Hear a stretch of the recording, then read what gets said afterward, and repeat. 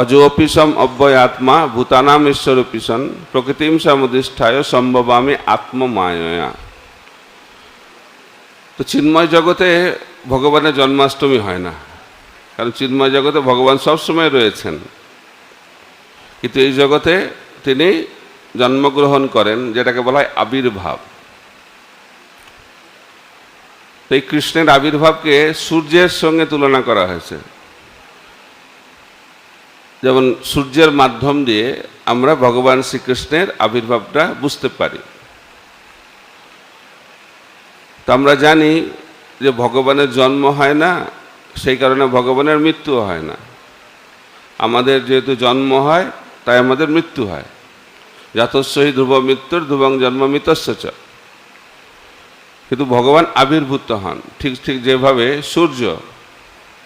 সূর্য প্রতিদিন সকালবেলায় পূর্ব আকাশে উদিত হয় এবং পশ্চিম আকাশে অস্ত যায়। তো আমরা তো বলি না যে সূর্য সকালবেলায় জন্মগ্রহণ করলো আর সন্ধ্যাবেলায় মারা গেল, বলি আমরা? বলি না, কারণ সূর্যের জন্ম আর মৃত্যু হয় না। সূর্য কি হয়? পূর্ব আকাশে উদিত হয় এবং পশ্চিম আকাশে তিনি অস্ত যান। ঠিক একইভাবে কৃষ্ণ তিনি এই জগতে আবির্ভূত হন, তারপরে ওনার লীলা বিলাস করার পরে তিনি এই জগৎ ছেড়ে চলে যান, অন্তর্ধান লীলা করেন। তখন ভগবান সবসময় রয়েছেন, এই নয় যে ভগবান আবির্ভূত হচ্ছেন, অন্তরিত হচ্ছেন, তিনি সবসময় রয়েছেন। ঠিক যেভাবে সূর্য হয়তো এইখানে এখন উদিত হচ্ছে, তার কিছুক্ষণ পরে আরেকটা জায়গায় উদিত হচ্ছে, তারপরে আরেকটা জায়গায় উদিত হচ্ছে, সবসময় উদিত হচ্ছে পৃথিবীর কোনো না কোনো জায়গায়। কিন্তু আমাদের যেহেতু দৃষ্টিটা সীমিত, তাই আমাদের সীমিত দৃষ্টির প্রভাবে মনে হচ্ছে যে সূর্য এখানে উদিত হলো, তারপরে সূর্য অস্ত গেল। ঠিক একইভাবে ভগবানের আবির্ভাব হচ্ছে নিত্য। তিনি কোথাও না কোথাও কোনো ব্রহ্মাণ্ডে তিনি আবির্ভূত হচ্ছেন। তাই ভগবানের এই আবির্ভাব লীলাটা হচ্ছে নিত্য লীলা, সবসময় হচ্ছে। ঠিক যেভাবে সূর্য কোথাও না কোথাও সবসময় উদিত হচ্ছে, ঠিক একইভাবে ভগবান শ্রীকৃষ্ণের এর আবির্ভাবটাও সবসময় হচ্ছে। তাই ভগবানের এই জন্মাষ্টমী লীলা এটা হচ্ছে নিত্য লীলা। তবে 3 নম্বর ব্যাখ্যা করা হচ্ছে, যখন সূর্য সকাল 6টার সময়, তখন তার বয়স যেমন 6 ঘন্টা নয়, 12টার সময় 12 ঘন্টা নয়। অর্থাৎ সূর্যকে সময় দিয়ে মাপা যায় না, বরঞ্চ সূর্যের স্থিতি অনুযায়ী সময় নির্ধারিত হয়। সূর্য যখন মধ্য আকাশে থাকেন তখন 12টা বাজে, এই নয় যে 12টার সময় সূর্যের 12 ঘন্টা বয়স হলো। ঠিক একইভাবে ভগবান এই জগতের কালের দ্বারা প্রভাবিত নন। আমাদের শরীর যেমন কালের দ্বারা প্রভাবিত, বলা হচ্ছে যে আমাদের জন্ম হয়, তারপরে আমাদের বৃদ্ধি হয়, তারপরে আমাদের বয়স হয়, তারপরে আমাদের মৃত্যু হয়। কালের প্রভাব। দেহিনস্মিন যথা দেহে কৌমারং যৌবনং জরা তথা দেহান্তর প্রাপ্তি ধীরস্তত্র না মুহ্যতি। এইভাবে আমাদের এই শরীর, যেটা জড় শরীর, সেটা কালের দ্বারা নিয়ন্ত্রিত। কিন্তু ভগবানের শরীর কালের দ্বারা নিয়ন্ত্রিত নয়, বরঞ্চ ভগবান কালকে নিয়ন্ত্রণ করেন। তাই আমরা বলি ও ভগবানের কত বয়স, এটা বলাটা ঠিক নয়। যেমন সূর্যের কোনো বয়স নেই, ভগবানেরও কোনো বয়স নেই। কিন্তু এই জগতে তিনি যখন আসেন তখন তিনি লীলাবিলাস করেন। যেমন কৃষ্ণচন্দ্র ভগবান যখন আবির্ভূত হয়েছিলেন এবং অন্তরিত হয়েছিলেন, তার মধ্যে 125 বছর তিনি ছিলেন। তো 11.5 বছর তিনি বৃন্দাবনে ছিলেন, 13.5 বছর মথুরাতে ছিলেন এবং 100 বছর তিনি দ্বারকাতে লীলাবিলাস করেছিলেন। তো এটা হচ্ছে পার্থক্য আমাদের সঙ্গে। আমরা কালের দ্বারা নিয়ন্ত্রিত, কিন্তু ভগবান কালকে নিয়ন্ত্রণ করেন। আর এই যে সূর্য অস্ত যাচ্ছে, সূর্য উদিত হচ্ছে, এই যে সূর্যের কার্যকলাপ, সেটা যে সমস্ত মানুষ জ্যোতির্বিজ্ঞান সম্বন্ধে কোনো ধারণা নেই তাদের পক্ষে এটা বোঝা বড় কঠিন কি হচ্ছে, কিন্তু যারা জ্যোতির্বিজ্ঞান জানেন তাদের পক্ষে এটা বোঝা খুব সহজ। ঠিক একইভাবে ভগবানের এই আবির্ভাব লীলা অত্যন্ত রহস্যপূর্ণ কাদের কাছে? যারা কৃষ্ণ তত্ত্ববিজ্ঞান জানে না। কিন্তু যারা কৃষ্ণ তত্ত্ববিজ্ঞান জানেন তাদের পক্ষে এই কৃষ্ণের আবির্ভাব লীলা বোঝা খুব সহজ। তো সেই জন্য ভগবান শ্রীকৃষ্ণ বলেছেন যে ভক্তামাম অভিজানাতি, যারা ভক্তি লাভ করেছে, ভক্ত যারা, তারা আমাকে জানতে পারে। তাই ভগবানের এর আবির্ভাব লীলাকে বুঝতে গেলে আমাদেরকে ভক্ত হতে হবে। ভগবানের ভক্ত এই ভগবানের আবির্ভাব লীলাকে বুঝতে পারে। এইভাবে সূর্যের উপমা দিয়ে ভগবানের আবির্ভাব সম্বন্ধে আমাদেরকে একটু ধারণা দেওয়া হচ্ছে। তো ভগবানের জন্ম দিব্য কেন? আরেকটি কারণ হচ্ছে যে ভগবান তার বাবা মাকে আগে থেকে ঠিক করে আসে। তো আমাদের মধ্যে এই সুযোগটা নেই, তাই তো? তো কারা কারা আপনারা আপনাদের বাবা মাকে ঠিক করে এসেছিলেন আগে? সম্ভব না, তা আমাদের নিয়ন্ত্রণের বাইরে। কিন্তু ভগবান কখন আবির্ভূত হবে আগে থেকে দেবতাদেরকে বলে দিয়েছে যে আমি আবির্ভূত হব। দেবকী তারপরে বসুদেবের পুত্ররূপে আবির্ভূত হব, নন্দ মহারাজ যশোদার পুত্ররূপে আবির্ভূত হব। আগে থেকে বাবা মা ঠিক আছে। এটা একটা, এই জন্য তার জন্মটা হচ্ছে দিব্য। তো প্রথমটা ছিল যে তিনি স্বইচ্ছায় আবির্ভূত হন, তাই জন্য তার জন্মটা হচ্ছে দিব্য। আর একটা হচ্ছে তার বাবা মাকে আগের থেকে ঠিক করে আসেন, সেই কারণে তার জন্মটা হচ্ছে দিব্য। আবার কোথায় জন্মগ্রহণ করবেন সেটাও ঠিক করে আসে, সেটা ঠিক করে আসে। কংসের কারাগারে আবির্ভূত হয়েছেন, যশোদা অঙ্গনে আবির্ভূত হয়েছেন, যশোদা ভবনে। তো সেটাও আগে থেকে নির্ধারিত। অর্থাৎ তিনি নিজের ইচ্ছায় আবির্ভূত হন। 2 নম্বর, তার বাবা মা আগে থেকে নির্ধারিত থাকে, কোথায় আবির্ভূত হবেন, কখন আবির্ভূত হবেন, সব আগে থেকে ঠিকঠাক সব কিছু করা থাকে। সেই জন্য ওনার জন্মটা হচ্ছে দিব্য। আর ভগবান যে আবির্ভূত হচ্ছেন, সব কিছু একটা ক্লাইম্যাক্স, একটা অন্তিম পর্যায়ে নিয়ে যেতে চান, সেই সময় আবির্ভূত হন তিনি। ঠিক যেমন তিনি কোথায় আবির্ভূত হচ্ছেন? তিনি কংসের কারাগারে আবির্ভূত হচ্ছেন, এটা এক্সট্রিম।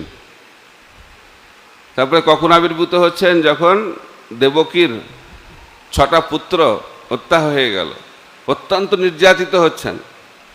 অর্থাৎ অত্যাচার যখন, এই জগতের অত্যাচার যখন চরম পর্যায়ে চলে যায়, আর যখন আমাদের হৃদয়টা সম্পূর্ণরূপে শুদ্ধ হয়ে যায়। যেমন ভগবান আবির্ভূত হয়েছেন, কোথায় আবির্ভূত হয়েছেন? বসুদেবের হৃদয় আবির্ভূত হয়েছেন। বসুদেব মানে যে শুদ্ধ সত্য, যার হৃদয় থেকে কাম, ক্রোধ, লোভ, মদ, মোহ, মাৎসর্য, এই 6টি জিনিস সম্পূর্ণরূপে অন্তরিত হয়ে যাবে, তখন সেই স্থানে ভগবান আবির্ভূত হয়েছেন। তো এটা হচ্ছে ভগবানের আবির্ভাব। তো সেটা নিয়ে যেহেতু মুরারিগুপ্ত প্রভু আজকে বলেছেন, আমি বিশদ ওই সম্বন্ধে বলবো না। তা আমি আজকে ভগবান কৃষ্ণের শ্রেষ্ঠতা সম্বন্ধে আলোচনা করব। তো শুকদেব গোস্বামী তিনি 10ম স্কন্ধের শেষ অধ্যায়, 90 নম্বর অধ্যায়, তিনি ভগবান শ্রীকৃষ্ণের 5টি বিশেষ মহিমা ব্যাখ্যা করছেন, খুব সুন্দর। এবং বিশ্বনাথ চক্রবর্তী ঠাকুর বলছেন এই 5টা মহিমার মাধ্যম দিয়ে ভগবান শ্রীকৃষ্ণের 10ম স্কন্ধের সমস্ত লীলা প্রকাশিত হচ্ছে। সার শুকদেব গোস্বামী 5টি মহিমার মাধ্যম দিয়ে বলছেন। তো প্রথম মহিমা হচ্ছে, ভগবান আবির্ভূত হওয়ার আগে গঙ্গা দেবী, গঙ্গা মা ছিল সর্বশ্রেষ্ঠ তীর্থস্থান। কিন্তু ভগবান কৃষ্ণ আবির্ভূত হওয়ার পরে ভগবানের মহিমার এই জগতে প্রকাশিত হওয়ার ফলে তিনি গঙ্গার মহিমাকেও অতিক্রম করেছেন। অর্থাৎ কৃষ্ণচন্দ্র ভগবানের মহিমা গঙ্গার মহিমার থেকে অনেক অনেক গুণে বেশি। কীরকম বলা হচ্ছে, উদাহরণ দেওয়া হচ্ছে যে গঙ্গা প্রবাহিত হচ্ছে, তো গঙ্গায় স্নান করলে কি হয়? আমাদের পাপ ক্ষয় হয়। কিন্তু ভগবান যেখানে লীলাবিলাস করেছেন সেখানে আরেকটি নদী প্রবাহিত হয়, তার নাম হচ্ছে যমুনা। তো যমুনা ভগবানের স্পর্শ লাভ করেছে, কৃষ্ণচন্দ্রের চরণধুলি লাভ করেছে। তার ফলে কি হয়, গঙ্গায় যেমন স্নান করলে গঙ্গা স্পর্শে পাপ ধৌত হয়, যমুনায় স্নান করলে পুণ্য ধৌত হয়। ঠিক আছে, পুণ্য দূরীভূত হয়। এটা হচ্ছে গঙ্গার সঙ্গে যমুনার পার্থক্য। তাহলে যমুনায় স্নান করে তো ভয়ের ব্যাপার, সমস্ত পুণ্য চলে যাবে। তো গঙ্গায় স্নান করলে পাপ চলে যায়, আর যমুনায় স্নান করলে পুণ্য চলে যায়। কারণ পাপ এবং পুণ্য দুটোই বন্ধনের কারণ। কারণ এই জগতের মানুষ জানে না পুণ্য কর্ম আর ভক্তির মধ্যে পার্থক্য। সেই কারণে যমুনাকে আরো শ্রেষ্ঠ বলা হচ্ছে, গঙ্গার থেকেও শ্রেষ্ঠ হচ্ছে যমুনা দেবী। তাই ভগবান তার লীলার মাধ্যম দিয়ে এই জগতে যমুনা দেবীর মাহাত্ম্য এবং তার লীলার মাহাত্ম্য এবং যদুবংশের মাহাত্ম্যকে এই জগতে বিশেষ স্থান প্রদান করেছেন, সর্বশ্রেষ্ঠ। এটা হচ্ছে প্রথম মহিমা। দ্বিতীয় মহিমা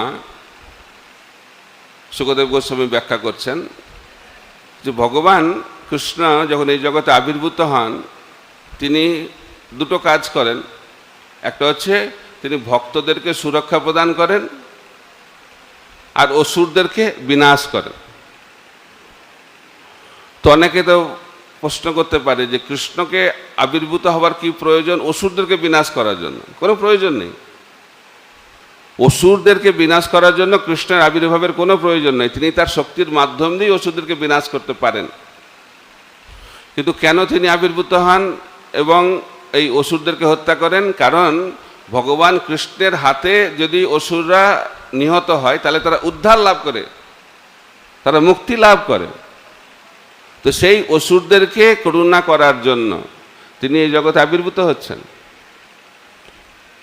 অসুরদেরকে হত্যা করার জন্য তার আবির্ভূত হওয়ার কোনো প্রয়োজন নেই, কিন্তু অসুরদেরকে উদ্ধার করার জন্য তার আবির্ভাবের প্রয়োজন রয়েছে। তাই বলা হচ্ছে কুরুক্ষেত্রের রণাঙ্গনে যে 64 কোটি লোক মারা গেছিল, সকলেই উদ্ধার লাভ করেছে, কারণ তারা কৃষ্ণকে দর্শন করে কৃষ্ণের সম্মুখে তারা দেহত্যাগ করেছে। উদাহরণ দেয়া হচ্ছে যে পুতনা। তো পুতনা তো তিনি তো একটি অসুর, তো তিনি ভগবানকে স্তন পান করাতে এলেন তাকে হত্যা করার জন্য, কিন্তু তার মাতৃগতি লাভ হলো। তো সেই ভগবান যিনি পুতনা নামক অসুরকে মাতৃপদ প্রদান করতে পারে, তাহলে ভক্তের আর কি কথা? এটা হচ্ছে ভগবান কৃষ্ণের মহিমা। এই জন্য পরিত্রাণায় সাধুনাং বিনাশায় চ দুষ্কৃতম ধর্ম সংস্থাপনার্থায় সম্ভবামি যুগে যুগে।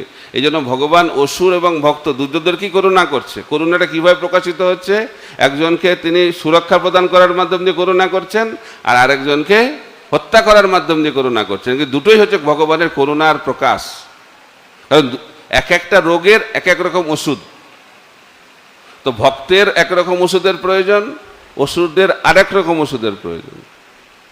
তাই এই দুটো জিনিস অত্যন্ত গুরুত্বপূর্ণ। আর আমাদেরকে বুঝতে হবে যে ভগবান যখন আসবেন তখন ভগবান তিনি এই অসুরদের সম্মুখীন হচ্ছেন, কারণ তার আবির্ভাবের একটাই কারণ হচ্ছে এই অসুরদেরকে উদ্ধার করা। তা আমাদের জীবনেও যদি আমরা ভগবানকে আমাদের জীবনে চাই, তাহলেও কিন্তু কৃষ্ণের সঙ্গে আমাদের অভ্যন্তরীণ অসুরদের একটা মিলন ঘটবে। বোঝা যাচ্ছে? তা আমরা যদি ভাবি না না না অসুর ছাড়া আমাদের জীবনে কৃষ্ণ আবির্ভূত হবে, হবে না। কারণ আমাদের ভেতরে অসুর রয়েছে, কাম, ক্রোধ, লোভ, মোহ, মদ, মাশ্চর্য রূপ অনেক অসুর আমাদের ভেতরে রয়েছে। অনেকে ভাবে ও অসুর তো দাপর যুগে ছিল, এখন তো অসুর নাই, কৃষ্ণ কেন আসবে? তারা তো মারা গেছে, তারা ওই শরীরে মারা গেছে, কিন্তু তারা সূক্ষ্ম শরীর রূপে আমাদের ভেতরে রয়েছে। তাই আমাদের ভাবা উচিত নয় যে কৃষ্ণ আবির্ভূত হবে আমাদের জীবনে আর জীবনে কোনো সমস্যা থাকবে না। তা আমরা ভাবি ও আমাদের ভক্তি জীবন যাপন করব, কোনো সমস্যা থাকবে না। এরকম হবে? তো ব্রজবাসীদের তাই হয়েছিল। তো ব্রজবাসীরা গোকুল মহাবনে যখন ছিলেন, তো কৃষ্ণ আবির্ভূত হওয়ার আগে তারা শান্তিতে ছিল। দেবকী বসুদেব তারা বিবাহ করেছে, কৃষ্ণ আবির্ভূত হওয়ার কথা শোনা মাত্রই অশান্তি শুরু। তার আগে তো শান্তিতে ছিল। তো যখন আকাশবাণী হলো যে হে মূর্খ কংস, তুমি তোমার বোনকে নিয়ে যাচ্ছ, তার অষ্টম গর্ভ থেকে যে সন্তান উৎপন্ন হবে সেই সন্তানই তোমার মৃত্যুর কারণ হবে। তো এই যে কৃষ্ণ আসবে, এই শব্দ প্রকাশিত হওয়ার সঙ্গে সঙ্গে সমস্যা শুরু। এটা একটা কৃষ্ণতত্ত্ব বিজ্ঞান, যে কৃষ্ণ যখন আসবে, কৃষ্ণের সঙ্গে সঙ্গে ভক্তিভাবও আসবে, তার সঙ্গে সঙ্গে সমস্যাও আসবে, দুটো একসঙ্গে। পরিত্রাণায় সাধুনাং বিনাশায় চ দুষ্কৃতাম। তা আমাদের এই জগতে ভক্তি জীবন মানে এই নয় যে সমস্যা শূন্য জীবন। জন্মাষ্টমী এটা বুঝতে হবে আমাদেরকে, যে কৃষ্ণ যখনই আবির্ভূত হলো তখন সঙ্গে সঙ্গে কংস কি করত? প্রতিদিন অসুর পাঠাতো। আর মা যশোদা সবসময় উদ্বেগের মধ্যে থাকতো যে কৃষ্ণকে পাঠালাম গোচারণে, কৃষ্ণ ফিরে আসবে কিনা, সবসময় উদ্বেগ। তাই ভক্তি জীবনেও আমাদের উদ্বেগ থাকতে হবে। কিসের জন্য উদ্বেগ থাকতে হবে? একটা হচ্ছে জাগতিক উদ্বেগ, একটা হচ্ছে আধ্যাত্মিক উদ্বেগ। উদ্বেগ শূন্য জীবন হবে না। তো যখন আমরা কৃষ্ণ কেন্দ্রিক উদ্বেগ গ্রহণ করব, তখন আমরা কৃষ্ণের কাছে থাকব, কৃষ্ণের সঙ্গে থাকব। আর যখন আমরা জড়জাগতিক উদ্বেগ মধ্যে জীবনযাপন কাটাবো, তখন আমরা ভগবান কৃষ্ণ থেকে অনেক দূরে থাকব। এটা হচ্ছে জাগতিক উদ্বেগ আর আধ্যাত্মিক উদ্বেগের মধ্যে পার্থক্য। আর আমাদের পরম্পরা হচ্ছে উদ্বেগের পরম্পরা। মহাপ্রভু তার সবসময় একটা উদ্বেগ, কারণ তিনি বলেছেন পৃথিবীতে আছে যত নগর আদি গ্রাম, সর্বত্র প্রচারিত হইবে মোর নাম। এটা উদ্বেগ, যে কৃষ্ণ ভক্তির এই যে প্রেম ফল, এটা কেউ পায় কেউ না পায়, উদ্বেগ। এই জন্য তিনি সবাইকে বলছেন যে এই প্রেম ফলটাকে বিতরণ করার জন্য, যারে দেখো তারে কহ কৃষ্ণ উপদেশ, আমার আজ্ঞায় গুরু হইয়া তারও এই দেশ। নিজের জন্য কোনো উদ্বেগ নেই, কিন্তু কৃষ্ণের জন্য যে উদ্বেগ গ্রহণ করা, এটা হচ্ছে ভক্তির লক্ষণ। আর এই উদ্বেগ যখন গ্রহণ করব, তখন কৃষ্ণ আমাদের সঙ্গে থাকবে। আর যদি উদ্বেগ গ্রহণ না করব, শান্তিপূর্ণ জীবনযাপন চাইব, তাহলে কৃষ্ণ আমাদের সঙ্গে থাকবে না। তাই কৃষ্ণ উদ্বেগ গ্রহণ করতে হবে। তাই জন্মাষ্টমী মানে হচ্ছে আমাদের কৃষ্ণের জন্য উদ্বেগ গ্রহণ করার একটি উৎসব। এই সময় আমরা প্রতিজ্ঞাবদ্ধ হব যে আমরা, হে ভগবান, আপনার জন্য আমরা উদ্বেগ এবং কষ্ট গ্রহণ করার জন্য আমরা রাজি আছি। তো এটা হচ্ছে দ্বিতীয় মহিমা ভগবান শ্রীকৃষ্ণের, যে ভগবান অসুরদেরকেও কৃপা করেন এবং ভক্তদেরকেও কৃপা করেন। এটা হচ্ছে ভগবানের দ্বিতীয় মহিমা। তৃতীয় মহিমা হচ্ছে যে লক্ষ্মী দেবীকে পাওয়ার জন্য দেবদেবতারাও পূজা করে, যার সেই লক্ষ্মী দেবী কৃষ্ণের রাসলীলায় প্রবেশ করতে পারছে না। তার মানে কৃষ্ণের বৃন্দাবন লীলা কত শ্রেষ্ঠ, এটা বুঝতে হবে। এবং মহাপ্রভুও এটা সুন্দরভাবে এই জগতে প্রকাশ করেছেন। তো মহাপ্রভু যখন দাক্ষিণাত্য ভ্রমণ করছেন, তখন ভেঙ্কট ভট্টের গৃহে তিনি আছেন, গোপাল ভট্ট গোস্বামীর পিতা। তো ওনারা তো শ্রী সম্প্রদায় বিষ্ণুর উপাসক। একদিন মজা করে করে মহাপ্রভু বলছে, হে ভেঙ্কট ভট্ট, তোমার আরাধ্য ভগবান কে?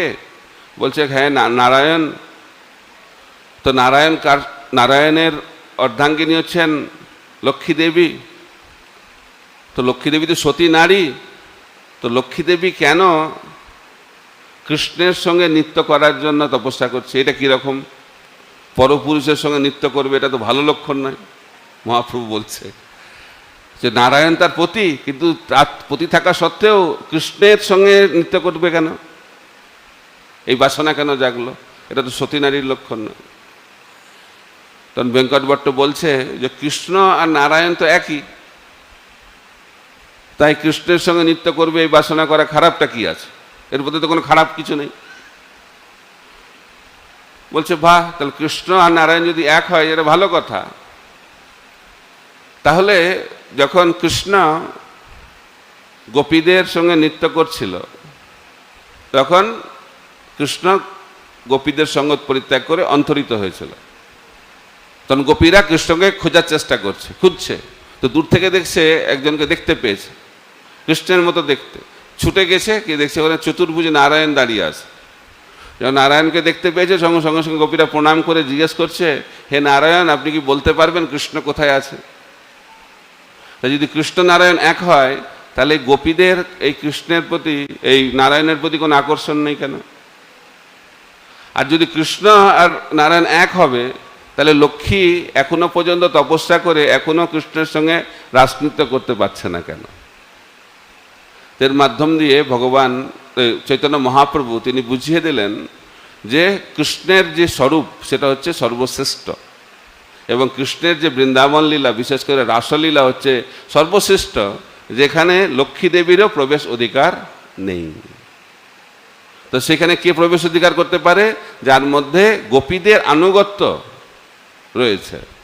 গোপী আনুগত্য না থাকলে রাসলীলায় প্রবেশ করা যায় না। দেহাত্ম বুদ্ধি থেকে সম্পূর্ণরূপে মুক্তি না হলে এবং গোপীদের চরণ আশ্রয় গ্রহণ না করলে আমরা ভগবান শ্রীকৃষ্ণের রাসলীলায় প্রবেশ করতে পারবো না। এই জন্য নারদ মুনি তিনি যখন রাসলীলায় প্রবেশ করতে চেয়েছিলেন তিনি বৃন্দাবনের কুণ্ডে স্নান করেছেন, নারদই গোপী হয়ে গেলেন। এবং শিব তিনি যখন রাসলীলায় প্রবেশ করতে চাইছেন তিনিও বৃন্দাবনের কুণ্ডে যখন স্নান করেছেন তখন উঠে গেছেন, তখন গোপেশ্বর মহাদেব। তাই কৃষ্ণ লীলায়, কৃষ্ণের রাসলীলায় প্রবেশ করতে গেলে গোপী ভাব এবং গোপী দেহ এই দুটি প্রয়োজন, এবং এটা হচ্ছে সর্বশ্রেষ্ঠ। সেই কারণে চৈতন্য মহাপ্রভু বলছেন, আরাধ্য ভগবান ব্রজস তনয় তদ্ধাম বৃন্দাবনম রম্মা কাচিত উপাসনা ব্রজবধূ বর্গেন যা কল্পিতা। শ্রীমদ্ ভাগবতম প্রমাণমলম প্রেমা পুমার্ত মহান শ্রী চৈতন্য মহাপ্রভুর মতবিদম তত্রাধার না পরহ। সেখানে বলা হচ্ছে যে আমাদের গৌড়ীয় বৈষ্ণবদের আরাধ্য ভগবান হচ্ছেন ব্রজেন্দ্রনন্দন শ্রীকৃষ্ণ, যার ধাম হচ্ছে বৃন্দাবন ধাম, এবং ব্রজ গোপিকারা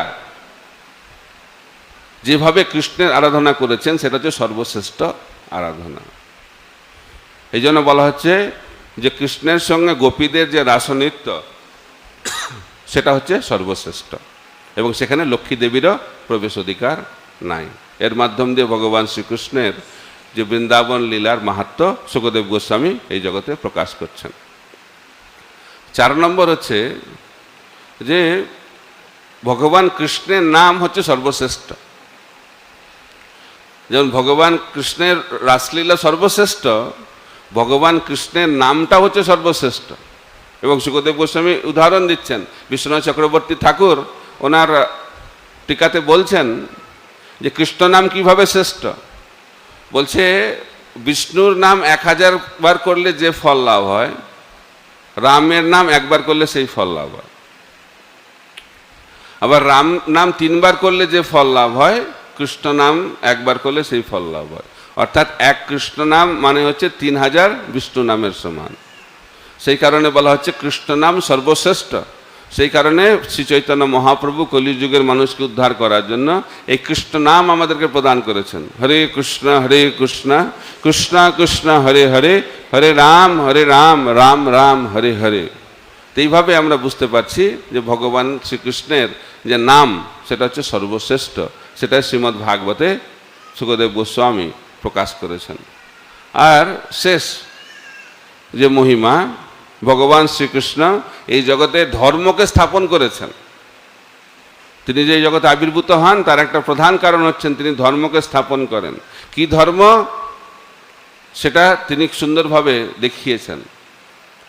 তাই ভক্তিবিনোদ ঠাকুর বলছেন যে এই জগতে ধর্মের নামে অনেক অপধর্ম প্রচারিত হচ্ছে। কৃষ্ণ তিনি বলছেন পৃথিবীতে ধর্ম নামে যত সব চলে, ভাগবতে কহে সব পরিপূর্ণ চলে। শ্রীমদ্ ভাগবতে এই ছল ধর্মের কথা ব্যাখ্যা করা হয়নি, এখানে শুদ্ধ ধর্মের কথা ব্যাখ্যা করা হয়েছে। এবং বিশ্বনাথ চক্রবর্তী ঠাকুর বলছেন যে ধর্মের 4টি স্তম্ভ রয়েছে, সত্য, দয়া, তপ এবং শৌচ। এটা হচ্ছে ধর্মের 4টি পা। এটা আমাদেরকে বুঝতে হবে। ধর্ম মানে খালি একটু আরতি করলাম, একটু পুজো করলাম, মন্দিরে এলাম, সেটা একটা, এটা বলা হচ্ছে এটা ধর্মের আনুষঙ্গিক দিক। কিন্তু ধর্ম মানে হচ্ছে এই 4টে জিনিসকে স্থাপন করা। কি কি? সত্য, দয়া, তপ এবং শৌচ। আর কলিযুগে এই 4টে ধর্মের স্তম্ভ সেটাকে নষ্ট করে দেওয়া হচ্ছে কার মাধ্যম দিয়ে? 4টি পাপ কর্মের মাধ্যম দিয়ে। এবং কলিযুগে এই জন্য 4টে পাপের স্তম্ভ রয়েছে। ধর্মের যেমন 4টি স্তম্ভ, পাপেরও 4টি স্তম্ভ। কি কি? আমিষাহার, নেশা, জুয়া এবং অবৈধ স্ত্রী সঙ্গ। এই 4টে হচ্ছে পাপের স্তম্ভ। আর এই পাপের স্তম্ভ যখন স্থাপিত হবে তখন ধর্মের স্তম্ভ, ধর্মের পাপ ভেঙে যাবে, এবং সেটাই কলিযুগে হচ্ছে। তো বলা হচ্ছে সত্য যুগে ধর্মের 4টে পা ছিল, ত্রেতা যুগে 3টে, দাপরে 2টো, কলিতে 1টা সত্যরূপ পা, সেটাও নড়বড় নড়বড় করছে।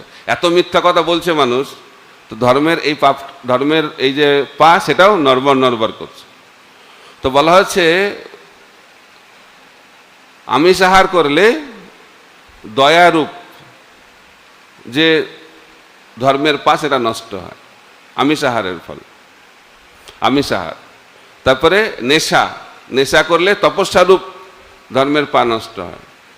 জুয়া খেললে, জুয়া পাশা আদি খেললে সত্যরূপ ধর্মের পা নষ্ট হয়।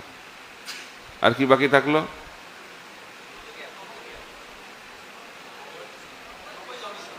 অবৈধ যৌন সঙ্গ, যদি আমরা এই পাপে লিপ্ত হই তাহলে আমাদের সুচিতা নষ্ট হয়। এইভাবে 4টে পাপ কর্মের মাধ্যম দিয়ে সত্য, দয়া, তপ, শৌচ, এই 4টি পাপের স্তম্ভ, 4টে ধর্মের পা নষ্ট হয়ে যায়। তো ভগবান কেন আবির্ভূত হয়েছিলেন? এই ধর্মের 4টে পাকে স্থাপন করার জন্য। আর তিনি গোবর্ধন পূজা করার মাধ্যম দিয়ে এই জগতে ভগবানের পূজার শ্রেষ্ঠতা তিনি স্থাপন করেছেন। তিনি আর নিজের পিতামাতা এবং তার নিজের লোকদের মাধ্যম দিয়ে আদর্শ স্থাপন করেছেন। কারণ তিনি জানেন ভবিষ্যতে তিনি বলবেন যে সর্বধর্মান পরিত্যাজ্য মামেকং শরণং ব্রজ। তা আগে থেকে জিনিসটাকে সেট করতে হবে। তো আপনি আছরি জন্ম জীবেরা শেখায়। তা আমি যদি নিজে আমার বাবা মাকে শেখালাম না, তারা ইন্দ্র পূজা করছে, আর আমি ভগবদ্গীতা বলবো, অর্জুনকে বলবো সর্বধর্মান পরিত্যাজ্য মামেকং শরণং ব্রজ, কি করে হবে? তাই ভগবান শ্রীকৃষ্ণ নিজে আচরণ করে দেখাচ্ছেন। তিনি তার পিতামাতাকে, গোপসখাদেরকে তিনি বলছেন যে ইন্দ্র পূজা করতে হবে না, ইন্দ্র পূজার পরিবর্তে গোবর্ধন পূজা করো। এইভাবে ভগবান নিজে তার আচরণের মাধ্যম দিয়ে, লীলার মাধ্যম দিয়ে এই জগতে ধর্মের চরম পরাকাষ্ঠা তিনি স্থাপন করেছেন, এবং এটি হচ্ছে ভগবানের একটি বিশেষ মহিমা। তো এইভাবে শুকদেব গোস্বামী দশম স্কন্ধের 90 অধ্যায়ে এই ভগবান শ্রীকৃষ্ণের 5টি মহিমা তিনি প্রকাশ করেছেন। মনে থাকবে কি কি? ভুলে গেছেন? মনে আছে? প্রথমটা কি ছিল? প্রথমটা কি? তো বলা হচ্ছে যে ভগবানের আবির্ভাবের আগে গঙ্গা সর্বশ্রেষ্ঠ তীর্থ ছিল, কিন্তু ভগবান আবির্ভূত হওয়ার ফলে যমুনা দেবী এবং ভগবানের মহিমা এই গঙ্গার মহিমাকে অতিক্রম করেছে। অর্থাৎ ভগবানের লীলার শ্রেষ্ঠতা, যমুনার শ্রেষ্ঠতা গঙ্গার শ্রেষ্ঠতার থেকেও অনেক বেশি। এটা হচ্ছে প্রথম। 2 নম্বর,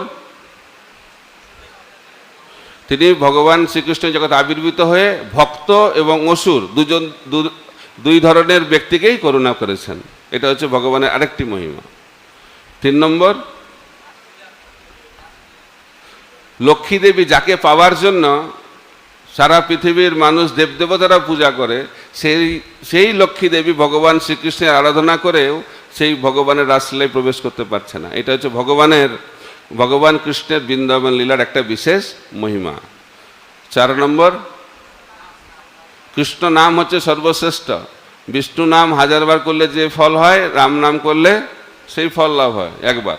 তো রাম নাম 3 বার করলে যে ফল হয়, কৃষ্ণ নাম 1 বার করলে সেই ফল লাভ হয়। অর্থাৎ ভগবান কৃষ্ণের নাম হচ্ছে সর্বশ্রেষ্ঠ। আর শেষে ভগবান এই জগতে ধর্মকে স্থাপন করেছেন, আসল ধর্ম সেটা হচ্ছে ভগবানের একটি মহিমা। এখন আরেকভাবে আমি ভগবানের মহিমাকে এই জগতে কিভাবে ভগবান শ্রেষ্ঠতা এই জগতে প্রকাশিত করেছেন সেটা বলার চেষ্টা করব। তো আমরা জানি ভগবান মানে হচ্ছে ভগবানের নাম, ভগবানের রূপ, ভগবানের গুণ, ভগবানের লীলা এবং ভগবানের ধাম, তাই তো? পাঁচটা: নাম, রূপ, গুণ, লীলা, ধাম। তো আপনারা আগেই জেনে গেছেন যে ভগবানের নাম শ্রেষ্ঠ, কৃষ্ণ নাম শ্রেষ্ঠ। বিষ্ণু নামের থেকে কৃষ্ণ নাম শ্রেষ্ঠ, বিষ্ণু নামের থেকে রাম নাম শ্রেষ্ঠ, রাম নামের থেকে কৃষ্ণ নাম শ্রেষ্ঠ শাস্ত্র প্রমাণ অনুযায়ী। তারপর হচ্ছে রূপ। তো ভগবানের রূপটা হচ্ছে, কৃষ্ণ রূপ হচ্ছে শ্রেষ্ঠ রূপ। কিরকম সুন্দর ভগবান, এটা ব্যাখ্যা করা যাবে? ভগবান কত সুন্দর দেখতে, বোঝানো সম্ভব আমাদের পক্ষে? একটা ধারণা দেওয়া হচ্ছে। কিরকম ধারণা দেওয়া হচ্ছে ভগবান কত সুন্দর? তো বলা হচ্ছে এই যে ভূলোকে যারা সুন্দরী আছে, অনেক ধরনের স্তর আছে। ভূলোক আছে, স্বর্গলোক আছে, ঊর্ধ্বলোক, তারপরে হচ্ছে বৈকুণ্ঠ লোক, তারপরে দ্বারকা, তারপরে বৃন্দাবন। তো একটা ধারণা দেওয়া হচ্ছে কীরকম ভগবান সুন্দর। বলেছে এই জগতে যারা সুন্দরী ভূলোকের, তার থেকে স্বর্গলোকের অপ্সরারা আরও অনেক বেশি গুণে সুন্দরী। তো উদাহরণটাও দেওয়া হচ্ছে, একটা উদাহরণটা একটু অদ্ভুত উদাহরণ। বলছে যে স্বর্গলোকে যারা অপ্সরা, তারা এই জগতের সুন্দরী নারীদেরকে ব্যাঙের মতো দেখে। আমরা যখন ব্যাঙকে দেখি, ব্যাঙ কেমন সুন্দর, ওরা কিন্তু নিজেরা ভাবছে কত সুন্দর, ওদের মধ্যে সুন্দরী আছে। কিন্তু আমাদের তুলনায় এই সুন্দরটা যেমন কোনো মূল্য নেই, ব্যাঙের সৌন্দর্য, ঠিক একইভাবে স্বর্গলোকের অপ্সরাদের যে সৌন্দর্য, সেই তুলনায় এই জগতের সৌন্দর্যটা ব্যাঙের মতো। তারা ধারণা দেওয়া হচ্ছে যে ওই জগতের সৌন্দর্যটা কত। বলা হচ্ছে কলিযুগে যা অবস্থা, কলিযুগে দেবতারা এই জগতে মানে ভূলোকে বাহ্যকৃত্য করতেও নামে না। মানে কত বাজে জায়গা কলিযুগে। মানে আমরা যেমন নোংরা টয়লেটের বিভিন্ন আছে, নোংরা পাবলিক টয়লেট যেগুলো, আমাদের দেবতারা এই কলিযুগে এই ভূলোকটাকে সেরকমভাবে দেখে, এখানে আসে না। তো কত সৌন্দর্য ওখানে। তারপরে স্বর্গলোকের থেকে আরও উন্নত হচ্ছে বৈকুণ্ঠ লোকে, যারা হচ্ছে লক্ষ্মী দেবী, অপূর্ব সুন্দরী। স্বর্গলোকের অপ্সরাদের থেকে অনেক বেশি সুন্দরী হচ্ছে বৈকুণ্ঠ লোকের লক্ষ্মী দেবীরা। তারপরে বৈকুণ্ঠের লক্ষ্মীদের থেকে আরও অনেক অনেক গুণে সুন্দরী হচ্ছে দ্বারকার মহিষীরা, এবং দ্বারকার মহিষীদের থেকে আরও অনেক অনেক গুণে সুন্দরী হচ্ছে ব্রজ গোপিকারা। তো কত ব্রজ গোপিকা আছে চৈতন্য চরিতামৃতে ব্যাখ্যা করা হচ্ছে যে 100 কোটি গোপীর সঙ্গে কৃষ্ণ রাসলীলা করে। 100 কোটি গোপী, 100 কোটি, বোঝা যাচ্ছে? তো লোকের মাথা খারাপ হবে কেন? অনেকে জানে 16,108 গোপী, ওটা হচ্ছে ছোট গ্রুপ। ভগবানের অনেক রকম গ্রুপ আছে না, যেমন নামট্ট গ্রুপ, ভক্তি বিষয় গ্রুপ আছে, ছোট ছোট গ্রুপ। তাদের আবার মহামিলন হয়। তো মহামিলন মানে হচ্ছে অনেক। তো যখন কৃষ্ণ মহারাসলীলা করেন, তখন 100 কোটি গোপীর সঙ্গে লীলাবিলাস করেন। তো এরকম 100 কোটি গোপীর মধ্যে 16,108 গোপীর শ্রেষ্ঠ, 16,108-এর মধ্যে 108 শ্রেষ্ঠ, 108 গোপীর মধ্যে 8 গোপী শ্রেষ্ঠ, 8 গোপীর মধ্যে 2টো গোপী হচ্ছে প্রধান, চন্দ্রাবলী এবং শ্রীমতী রাধারানী। এবং এই 2 গোপীর মধ্যে রাধারানী হচ্ছে সর্বশ্রেষ্ঠা সুন্দরী, অপূর্বা সুন্দরী। এখন একদিন একটা গোপী এসে কৃষ্ণকে, রাধারানীকে বলছে, আমার জীবনটা আজকে সার্থক হয়েছে, আমি আজকে কৃষ্ণের সম্পূর্ণ রূপ দর্শন করেছি। তখন রাধারানী বলছে, তুমি অত্যন্ত সৌভাগ্যবতী, আমার সেই সৌভাগ্য কখনো হবে না। কেন? কারণ আমি কৃষ্ণের যে কোনো একটা অঙ্গের দিকে তাকালেই সেই অঙ্গ থেকে আর চোখটাকে আমি সরাতে পারি না, তাহলে আমি কৃষ্ণের সম্পূর্ণ রূপ কী করে দর্শন করব? এটা যে কৃষ্ণের সৌন্দর্য, কত সুন্দর হবে, ধারণা দেওয়া হচ্ছে। আর রাধারানীর কি কথা, কৃষ্ণ বৃন্দাবন, নব বৃন্দাবনে রয়েছে দ্বারকাতে। তো সেখানে একদিন দেখছে যে একটা অপূর্ব সুন্দর রূপ, তাকে আলিঙ্গন করার জন্য গেছে দৌড়ে, তখন দেখছে এটা তার রূপেরই প্রতিফলন হয়েছে, প্রতিচ্ছবি। তখন কৃষ্ণ ভাবছে, বাহ, আমি তো ভালো দেখতে, তা আমি আর কিসের ভগবান? তার মনে খুব দুঃখ হয়েছে যে আমি তো বলে দিলাম ভগবদ্গীতাতে ভোক্তারাম যজ্ঞ তপসাং, আমি সমস্ত কিছুর ভোক্তা, কিন্তু আমি নিজের সৌন্দর্য সম্বন্ধে জানি না, তা আমি কিসের ভগবান? তাই ভগবানের ইচ্ছা হলো যে আমার থেকে আমার ভক্তরা বেশি ভোগ করছে, তারা বেশি আনন্দ পাচ্ছে, তাই আমার ভক্ত হয়ে যাওয়ার খুব ইচ্ছা হচ্ছে। তাই দেখুন কি অবস্থা, ভগবান চাইছে ভক্ত হওয়ার বাসনা করছে ভগবান, আর আমরা ভগবান হওয়ার বাসনা করছি। এটা একটা অদ্ভুত। চিন্ময় জগৎ হচ্ছে এই জগতের উল্টো, জড় জগৎটা হচ্ছে চিন্ময় জগতের উল্টো। চিন্ময় জগতে ভগবান ভক্ত হতে চায়, আর জড় জগতে মানুষ বদ্ধজীব ভগবান হতে চায়। তো প্রভুপাদ বলছে যারা মূর্খ তারা ভগবান হতে চায়। ভগবান হচ্ছে রসগোল্লার মতো। তো রসগোল্লা হওয়া ভালো না রসগোল্লা খাওয়া ভালো বলুন আপনারা? তো শ্রীমতী রাধারানী হচ্ছে রসগোল্লা খাওয়া ব্যক্তিত্ব, আর ভগবান কৃষ্ণ হচ্ছেন রসগোল্লা। তাই ভগবান ভাবছে যে আমার রসগোল্লা হয়ে কি লাভ, রসগোল্লার স্বাদই বুঝতে পারলাম না। তা আমি এত সুন্দর, সর্বশ্রেষ্ঠ সুন্দর, সর্বাকর্ষক, কিন্তু আমি তো নিজে সেটা উপলব্ধি করতে পারছি না। তখন ভগবানের ইচ্ছা হলো রাধারানীর মতো ভোগ করার, এই আনন্দকে উপভোগ করার জন্য। যখনই তার মধ্যে এই বাসনাটা জাগলো, তখন শ্রীমন মহাপ্রভু তিনি প্রকাশিত হলেন। তাই মহাপ্রভুর রূপ হচ্ছে ভগবান, তিনি কৃষ্ণ, কিন্তু তার মধ্যে রাধারানীর ভাব রয়েছে। তাই এর মাধ্যম দিয়ে আমরা বুঝতে পারি যে কৃষ্ণ কত সুন্দর। কৃষ্ণ রূপ নিজেকেও আকর্ষণ করছে, এত সৌন্দর্যতা। তাই ভগবান কৃষ্ণের রূপ হচ্ছে সর্বশ্রেষ্ঠ রূপ, তার নাম হলো রূপ। তারপর হচ্ছে ভগবানের গুণ, অনেক গুণ ভগবানের, অনন্ত গুণ। তো জীবের মধ্যেও অনেক অনেক গুণ রয়েছে। তাই বলা হচ্ছে, রূপ গোস্বামী ব্যাখ্যা করছেন যে জীবের 50টা গুণ থাকতে পারে। ব্রহ্মা আদি যারা সর্বশ্রেষ্ঠ জীব, অল্প মাত্রায় কিন্তু 50টা গুণ থাকে জীবের। তারপরে শিব হচ্ছে জীবের থেকে শ্রেষ্ঠ, তো শিবের 55টা গুণ থাকে। বিষ্ণুর 60টা গুণ, আর কৃষ্ণের হচ্ছে 64টা গুণ। 4টে অধিক গুণ যেটা ভগবানের পরম ব্রহ্মের অন্য কোনো রূপের মধ্যে নেই। সেই কারণে কৃষ্ণ হচ্ছেন মধুর ভগবান, সর্বশ্রেষ্ঠ ভগবান। তো এই 4টি মাধুর্য রয়েছে ভগবান কৃষ্ণের। এটা হচ্ছে বেণু মাধুর্য, লীলা মাধুর্য, রূপ মাধুর্য এবং প্রেম মাধুর্য।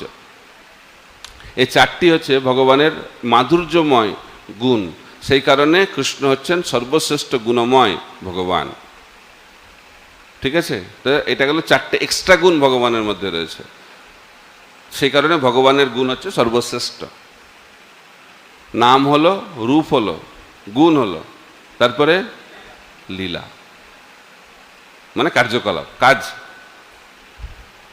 তো ভগবানের কার্যকলাপ হচ্ছে চিন্ময়, জন্মকর্ম চমে দিব্যম। কিন্তু কৃষ্ণ লীলা বড় অদ্ভুত।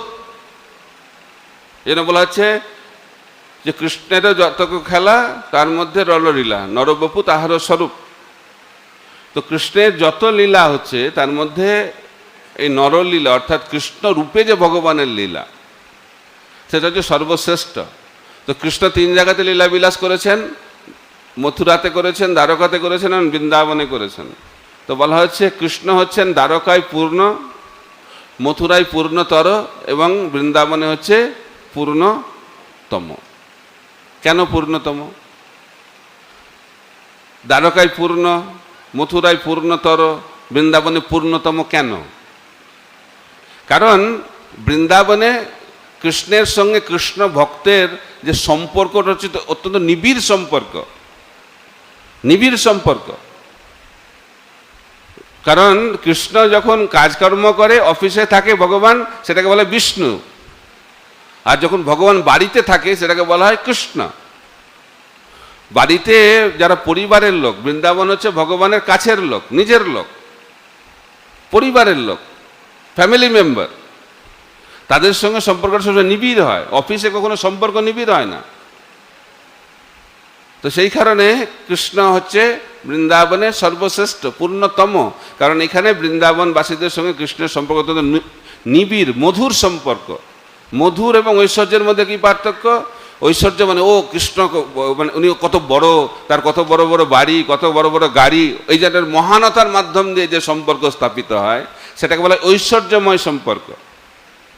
আর যেখানে ঐশ্বর্যের কোনো স্থান নেই, তার মানে এই নয় যে ঐশ্বর্য নাই, ঐশ্বর্য আছে, কিন্তু ঐশ্বর্যের সেখানে কোনো মাহাত্ম্য নেই, কারণ সেখানে ভালোবাসাটা হচ্ছে সর্বশ্রেষ্ঠ। তাই বৃন্দাবনবাসীরা কৃষ্ণকে ভালোবাসে, কৃষ্ণ পরম পুরুষোত্তম ভগবান বলে নয়, কারণ কৃষ্ণকে তারা ভালো না বেসে থাকতে পারে না, কারণ কৃষ্ণ এত মধুর। সেই কারণে কৃষ্ণ হচ্ছেন পূর্ণতম, এই জন্য ভগবান কৃষ্ণের বৃন্দাবন লীলা হচ্ছে সর্বশ্রেষ্ঠ। তো সেখানে গোপীদের সঙ্গে লীলাটা হচ্ছে সর্বশ্রেষ্ঠ। বলা হচ্ছে যে কৃষ্ণের সখাদের সঙ্গে যে লীলা সেটা হচ্ছে পূর্ণ, তারপরে পিতামাতার সঙ্গে যে লীলা বিলাস সেটা হচ্ছে পূর্ণতর, এবং গোপীদের সঙ্গে ব্রজ গোপিকাদের সঙ্গে যে লীলা সেটা হচ্ছে পূর্ণতম। তাই জন্য বৃন্দাবনের লীলা সর্বশ্রেষ্ঠ, কিন্তু ব্রজ গোপিকাদের যে কৃষ্ণের সঙ্গে লীলা সেটা হচ্ছে সব থেকে শ্রেষ্ঠ। তাই ভগবানের লীলা হচ্ছে সর্বশ্রেষ্ঠ। তাহলে নাম হলো, রূপ হলো, গুণ হলো, তারপরে হচ্ছে লীলা, তারপরে কি বাকি থাকলো? ধাম। তো ধাম হচ্ছে ভগবানের সন্ধিনী শক্তির প্রকাশ। বলরাম এই ধামকে প্রকাশ করেন।